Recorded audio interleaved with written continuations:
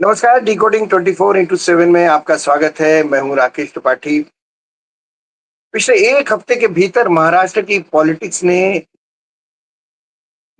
Politics में जो कुछ हो रहा था, उसको देखते हुए अंदाज़ा लगाया जा रहा था कि कुछ नए समीकरणों के संकेत मिल रहे हैं। अब क्या मायने हैं, इसको जानने के लिए आज हमारे साथ जो मेहमान हैं, हमारे साथ स्टूडियो में वो हैं अ, अभिषेक पांडे। अभिषेक पांडे प्रखर पत्रकार हैं। अ, मुंबई के रहने वाले हैं, मुंबई के राजनैतिक गलियारों को पहचानते हैं और कब क्या होने वाला है, पत्रकार की हैसियत से कई बार, बहुत बार उनके अंदाजे बिल्कुल सही निकले हैं। अभिषेक, आपका स्वागत है। धन्यवाद सर। अभिषेक, पिछले 1 हफ्ते से जो बदलाव की महक आ रही है महाराष्ट्र की राजनीति में। देखिए, अगर मैं 2-3 चीज़ों पर पॉइंट पर नज़र डालना चाहूँगा। जी। महाराष्ट्र की सियासत में अ, कुछ इस तरीके से चल रहा है जो कभी यूपी बिहार के सियासत में हुआ करता था। हुँ, सरकार भले स्टेबल है, लेकिन पार्टियां अनस्टेबल हैं। हर पार्टी के अध्यक्ष को ये पता नहीं है कि उसकी पार्टी कब तक उसके पास रहेगी। चाहे किसी भी पार्टी का वो ऐसा नहीं लग रहा है कि एकनाथ शिंदे भले ही नई पार्टी पा गए हैं, लेकिन एकनाथ शिंदे की अस्वस्थता डिप्टी सीएम बनने के बाद जितनी है, हुँ, उससे अगर एकनाथ शिंदे अगर चाहेंगे कि बीजेपी छोड़ के अलग हट जाए, तो हो सकता है उनकी पार्टी भी टूट के नई पार्टी बन जाए। अजीत पवार के साथ भी कुछ इसी तरीके का है। फिर जिस तरीके की 2-3 दिनों तक विधानसभा के भीतर देवेंद्र फडणवीस की वो उद्धव ठाकरे से या आदित्य ठाकरे से मुलाकात हो रही है, उससे एकनाथ शिंदे को और अस्वस्थता है। हालांकि मुख्यमंत्री सीधा कह चुके हैं कि किसी के राजनीति में मुद्दों पर हमारा मतभेद हो सकता है, लेकिन उसको व्यक्तिगत नहीं किया जा सकता है। अगर वो उस हाउस के सदस्य हैं और बतौर मुख्यमंत्री मुझसे मिल रहे हैं, तो उस पर किसी को आपत्ति नहीं होनी चाहिए। लेकिन ये मुख्यमंत्री जो कह रहे हैं, उस पर लोग कितना भरोसा करें, क्योंकि महाराष्ट्र में देवेंद्र फडणवीस का कद, उनके सोचने का तरीका, काम करने की पद्धति और पार्टियों को तोड़ने का एक्सपीरियंस ये बताता है कि मुख्यमंत्री से इस समय महाराष्ट्र में शरद पवार के चाणक्य बनने की जो बात कही जा रही थी, उससे हुँ। कहीं बड़ी पोजीशन पर देवेंद्र फडणवीस इस समय हैं। ये मैं बात एक बात इनकार कह रहा नहीं। था, अभिषेक, मैं टोक रहा हूँ, एक बात कह रहा था कि बिल्कुल। राजनीतिज्ञों के लिए, राजनेताओं के लिए ये बहुत बढ़िया, बहुत खूबसूरत बहाना होता है कि राजनीति के अतिरिक्त भी व्यक्तिगत संबंध होते हैं, हम तो मिलते रहते हैं। कई बार ऐसा देखा गया है, कई कहा लोग कहते हैं, लेकिन बाद में वही चीज़ आती है जो अखबारों में हम लोग पकड़ते हैं। तो मैंने बीच में टोका आपको, आप प्लीज़ कंटिन्यू करिए। बिल्कुल। देखिए, बिल्कुल आप सही कह रहे हैं कि राजनीति में देखिए ना कोई पक्का दुश्मन होता है, ना कोई पक्का दोस्त होता है। राजनीति में हमेशा अवसर की तलाश होती है। अवसर पे अगर चलते रहेंगे, अवसर के बहुत हिसाब खूब। से आप अपने चैलेंजेस, अपने गॉडफादर बदलते रहेंगे, तो आप जीवन में बढ़ते रहेंगे। अगर आप किसी व्यक्ति के पीछे पीछे जिंदगी भर घूमते रहें और आप अवसर को ना पकड़ें या किसी को सहारा लेकर के ऊपर ना चढ़ें, तो आप जिंदगी भर पोस्टर लगाते फिरेंगे। ये अलग की बात थी कि पोस्टर लगाने से ही जो है आगे बढ़ा जा सकता है, लेकिन ये सारी चीजें तो धीरे धीरे बदल रही हैं, वो सब दिखाई पड़ रहा है फिलहाल। और महाराष्ट्र के सियासत में तो इस समय आज देवेंद्र फडणवीस का जन्मदिन भी है। आपके चैनल के बहाने मैं उनको बधाई भी दे दूं, लेकिन जिस तरीके से देवेंद्र फडणवीस ने काम किया, लगातार काम कर रहे हैं। देखिए, एक युवा की सोच किस तरीके से होती है, महाराष्ट्र को उन्होंने बदला भी, ट्रांसफॉर्म भी किया, इंडस्ट्री के माध्यम से, इंफ्रा के माध्यम से, मेट्रो के माध्यम से।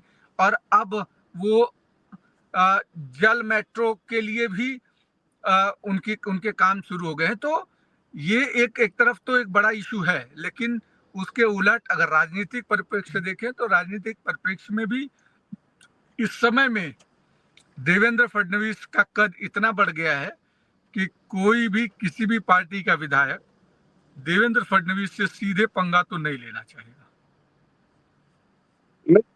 एक चीज और कह रहा था कि देवेंद्र फडणवीस का तो कद बढ़ गया है, उद्धव ठाकरे के कद का क्या हाल है? देखो उद्धव ठाकरे की स्थिति क्या हो गई है कि उद्धव ठाकरे को लग रहा था कि राज ठाकरे के साथ आने से उनका कद बढ़ेगा। मराठी वर्सेस हिंदी का जो पूरा दिक्कत हुआ है उसमें बीजेपी को फायदा हुआ है, हर स्थिति में बीजेपी को फायदा हुआ है। मैं राकेश जी आपको बता रहा था कि मराठी वर्सेस हिंदी विवाद की बात जहां तक है उसमें महत्वपूर्ण चीज जो है वो ये है कि राज ठाकरे ने 2006 में अपनी पार्टी शुरू की एमएनएस। उस समय में उन्होंने मुद्दा रखा मराठी का और उत्तर भारतीयों को पिटाई की। वो आप बतौर जर्नलिस्ट आपने सारी चीजों को देखा है। अब राज ठाकरे को 2009 में बहुत फायदा हुआ, उनके 13-14 एमएलए चुन के आए, नासिक महानगर पालिका में उनकी सत्ता बनी और कई जगहों पर उनके कॉरपोरेटर बने। लेकिन जैसे धीरे धीरे धीरे धीरे राज ठाकरे का कद घटते गया और राज ठाकरे को लगा कि अब सिर्फ मराठी करके कुछ नहीं होगा। उन्होंने अपनी पूरी पार्टी ट्रांसफॉर्म की हिंदुत्ववादी एजेंडे पर। अब वो मराठी से ज्यादा हिंदुत्ववादी हो गए। उन्होंने 10 साल मेहनत की लेकिन 10 साल में हिंदुत्ववादी एजेंडे पर उनका कुछ काम नहीं हो सका। तो अब उन्हें लगा कि सामने महानगर पालिका के चुनाव हैं, उस पर वो जो है ट्रांसफॉर्म करके फिर मराठी मुद्दे पे आते हैं तो उनको फायदा होगा। अब लेकिन उद्धव, इसके उलट उद्धव को क्या हुआ, उद्धव बीजेपी से हटने के बाद मुसलमानों को ऐसा लगा कि उद्धव ठाकरे मसीहा हैं और उद्धव ठाकरे ही बीजेपी को मात दे सकते हैं। तो मुसलमान लोकसभा चुनाव और विधानसभा चुनाव दोनों में कांग्रेस से भी शिफ्ट होकर के उद्धव के पास है। राज ठाकरे ने इन 10 सालों में हिंदुत्ववादी एजेंडे के दौरान उन्होंने मुसलमानों के खिलाफ बहुत कुछ बोला। आज महाराष्ट्र में अगर लाउडस्पीकर का मुद्दा गर्म है, मस्जिदों के ऊपर जो लगा लाउडस्पीकर है, तो उसके जो सूत्रधार हैं उनमें सबसे अहम भूमिका राज ठाकरे की है और उनके कारण मुसलमानों को अपने मस्जिदों से लाउडस्पीकर नीचे उतरवाना पड़ा। और अगर अब राज ठाकरे उद्धव ठाकरे के साथ जाते हैं तो उससे उद्धव ठाकरे का जो मुसलमान वोट बैंक है वो पूरी तरह नहीं तो फिर कम से कम 50% तो छिटक जाएगा और हिंदुत्ववादी वोट बैंक उस तरीके से नहीं आ पाएगा। साथ ही साथ उद्धव ठाकरे को जो बीजेपी का अल्टरनेट देख रहे थे, जो नॉन मराठी व्यक्ति, जो जिसकी संख्या महाराष्ट्र में करीब 70% के आसपास है, माफ कीजिएगा मुंबई में 70% के आसपास है, वो भी राज ठाकरे के आतंक से या उनके पार्टी में जिस तरीके से पार्टी के नेताओं द्वारा मारपीट हो रही है उसके कारण वो उनसे दूर चला जाएगा। तो उसमें उद्धव ठाकरे को काफी नुकसान होगा और उद्धव ठाकरे को ये नुकसान पूरा करने के लिए एक बड़ी मशक्कत करनी पड़ेगी। हालांकि राज ठाकरे और उद्धव ठाकरे राजनीतिक अलायंस करेंगे कि नहीं करेंगे ये थोड़ा सा देखना होगा, क्योंकि उस समय जब मंच पर आए तो मराठी मुद्दे पर आए थे, लेकिन अब राजनीतिक मुद्दे पर आएंगे तो बहुत सारे इफ एंड बट्स होंगे। कौन कौन किसकी सुनेगा, कौन बड़ा होगा, कौन छोटा होगा, किसकी चलेगी, किस सीट बंटवारे में क्या होगा, ये सारी चीजें देखी जाएंगी। दूसरा, बीजेपी के साथ आने की जहां तक बात है, अभी फिलहाल संभावना तुरंत में नहीं दिख रही है। उसकी वजह क्या है, जब तक उद्धव ठाकरे का टोन वो थोड़ा कम नहीं होगा, थोड़ी चीजें बेहतर नहीं होंगी, तब तक ये कहना मुश्किल होगा। मैं अभी कह रहा था, आपको याद होगा जब वाजपेयी जी के समय में बीजेपी और शिवसेना का गठबंधन हुआ था तो की तरह चला था और तब ये कहा जाता था they are like minded party, मतलब लगभग एक जैसी विचारधारा की पार्टियां हैं, तो इसलिए दोनों एक दूसरे के करीब। कोई भी इलेक्शन होता था माना जाता था कि भाई ये दोनों तो एक ही साथ एनडीए में रहेंगे, साथ में एक पार्टियां रहेंगी।